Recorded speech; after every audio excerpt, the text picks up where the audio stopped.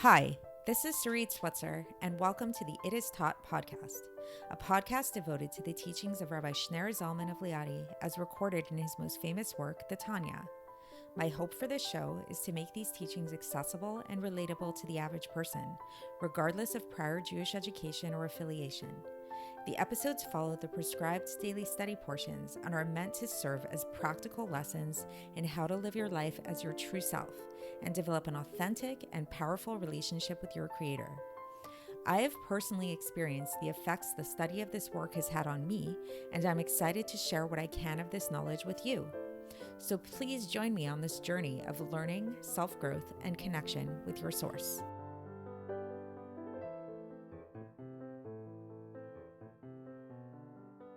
Hi, and welcome to the It Is Taught podcast. This is episode 280 for the 2nd of Elul in a leap year. So we've been discussing the topic of boundaries, and this is the third episode where we're bringing up this topic, and we've been talking about the idea of how in a healthy relationship where everything is kind of like in check, there's a healthy sense of boundaries, there's healthy expectations, there's limits and measures on what each person is doing. There may be certain rituals that are involved that are very specified in measure and that kind of thing, and that's actually what creates a healthy dynamic, is having those boundaries in check. We talked about this in terms of our relationship with God and understanding that this is why the mitzvahs have very specified limits to them, very specified measurements, whether we're talking about the length of the tzitzis, whether we're talking about the measurement of the sukkah, all of these kind of things, they all have measurements to them. And then we spoke about the mitzvah of tzedakah. And this is where it gets very interesting because according to the letter of the law, as we mentioned, tzedakah also has certain boundaries, certain limitations to it. We're told that according to the letter of the law, we must give 1/10 of our income to tzedakah. And if we want to be over and above that, like if we want to do this mitzvah to the utmost degree, then we give 1/5 of our income to tzedakah. But that's it. That's the limit that's imposed upon that. But then yesterday, we brought up this interesting nuance, this kind of like caveat to this rule, to this concept of boundaries. We spoke about how there might be times when it might be a good idea for us to actually extend our boundaries a little bit more than we're used to, than is called upon us. When does this happen? This is if we've made some kind of breach in the relationship. So just like, again, lahavdil, to think about this in human terms, if you have a relationship with a friend or a family member or a spouse, whatever it is, if you have certain rules of engagement that you're used to, that you've set in place, that's all fine and good. But if one person does something that might threaten the relationship in some way, that person, in order to rectify what they've done, it might be a good idea for them to extend their boundaries, to go over and above what it is that they that they usually, the amount that they usually give, and give even more. Today, we're going to take that even further. And today we're going to talk about this idea of not only just extending your boundaries, but actually breaking all your boundaries in this way. So that might sound like, whoa, and how should we break our boundaries? When is this called upon us? This is in terms of giving tzedakah. Once again, this power of tzedakah is so powerful. It's something that we've talked about many times in this section of the Tanya, other places in the Tanya too. It's sort of like, it's the Alter Rebbe can't reiterate it enough. It sounds like he's being redundant at this point, but he's really not, because he keeps bringing it from another angle. He keeps talking about it in a new way. And the angle that he's going to talk about it today is this idea of this Rav Chesed idea, this idea of this abundant Chesed that we're trying to draw down from above, that comes from a place, as we spoke about yesterday, that's from a light that comes from above all of the worlds. And it's only this light that has the power to overcome any obstacles that we might have set in place through our breaching of our contract with God, of our relationship with God in some way, which as humans it's more likely than not that we're going to do that at some point, right? Like we usually make mistakes, which is like, okay, instead of beating ourselves up about the mistakes, we can actually see them as an opportunity. We can see it as an opportunity to extend our boundaries to such an extent that we are able to draw down this light from above. And the way that we're going to look at this understanding of how it is that we're drawing down this Rav Chesed light through our tzedakah specifically is because what is tzedakah? Tzedakah, after all, is when we are giving to the poor, we're giving to the destitute, we're giving to those in need, giving to people who don't have what we have in some way, or really are just lacking in some fashion. And this is really what God is doing. So it's like when we give in this way, when we give like immeasurably without bounds, extend our boundaries, just give and give and give and give and give, then God is going to respond in kind, and he's going to give to us, because in relation to God, we are those paupers. We are the ones that are destitute, that are in need. So something that I want to mention here that the Tanya doesn't address at this point, but I do think it's an interesting point that I want to mention, especially in this wider discussion of boundaries. We talked about codependence and all that stuff, is like, you might be thinking, this question might have come up for you. It came up for me, and I'm going to address it just because it came up for me. And what I think the answer to the question is that, like, isn't it the idea of giving so much? Can't that lead to codependence? Can't that lead to an unhealthy relationship where you're giving too much of yourself and you're not nourishing yourself? Like, you see this often, that women complain about this a lot, that they're giving and giving and giving, and they're not getting anything in return. They're not nourishing themselves. They're neglecting themselves and that kind of thing. So we all know that that's not healthy, right? And we all know that, like, people say that you need to self-care. You need to take care of yourself in order to have a healthy relationship with other people. That's the whole idea of boundaries in general. That's how we started this discussion. So the answer that I want to propose to this is that really what's happening is that when you have these people, and this might sound kind of confrontational, but bear with me, is that when you have, let's say you have a woman who is married to a man, and she is overextending herself. She's giving and giving and giving and giving to the point of self-neglect, to the point of abuse even, where she just isn't getting anything in return. I'm going to argue that that's actually not sincere giving. That is giving with the expectation of wanting something back. That's a selfish kind of giving.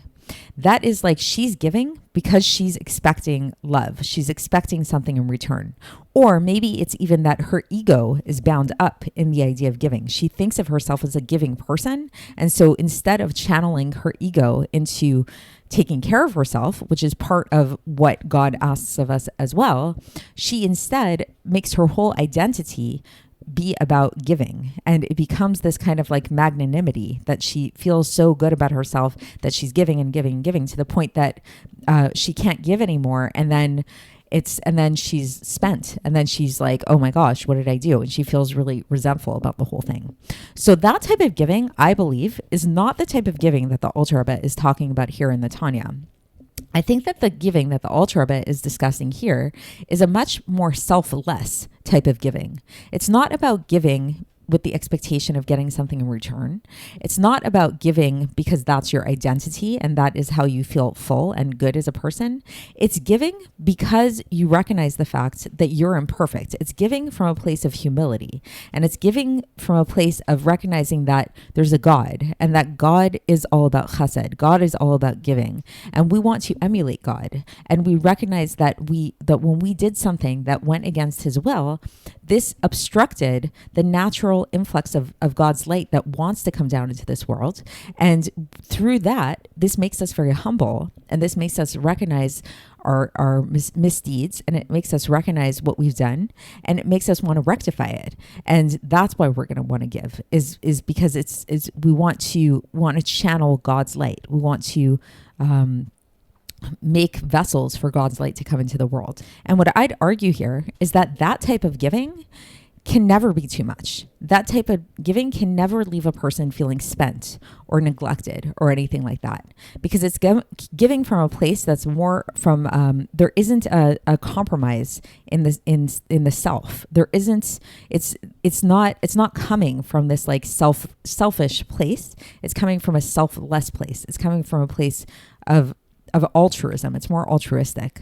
So it's not draining in the way that other love is giving. And this is a question to ask yourself just on a psychological level. If you're ever in a relationship with somebody and you're giving and you feel drained by the amount that you're giving or by whatever you're giving, you have to ask yourself, am I giving from a pure place, or is there some kind of ulterior motive to my giving?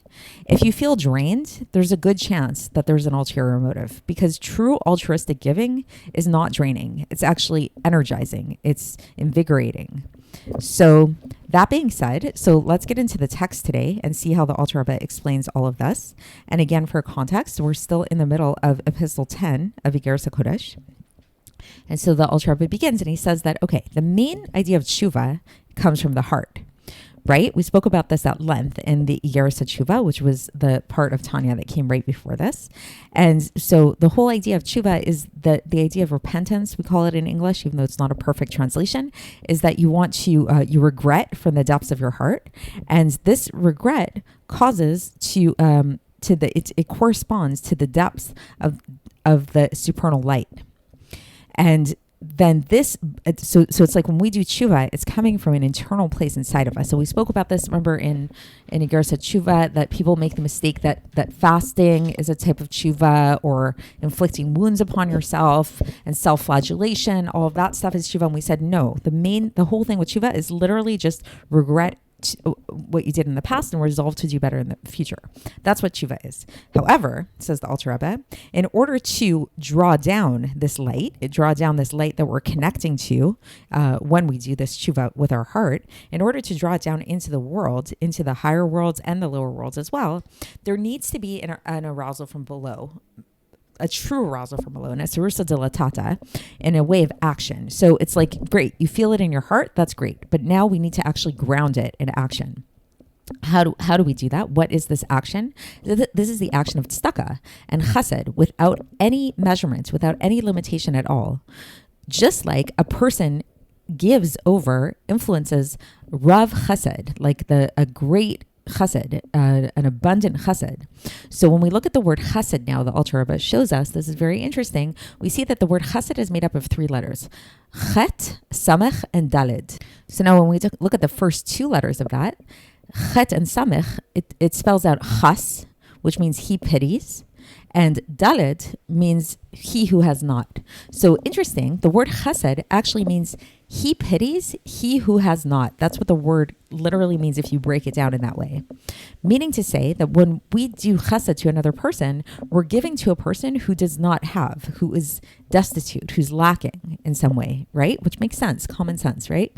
And when you see somebody who's lacking, when you see somebody who's starving, let's say, God forbid, you saw somebody who's starving, would you think to yourself, okay, I'm going to measure out a small amount for them?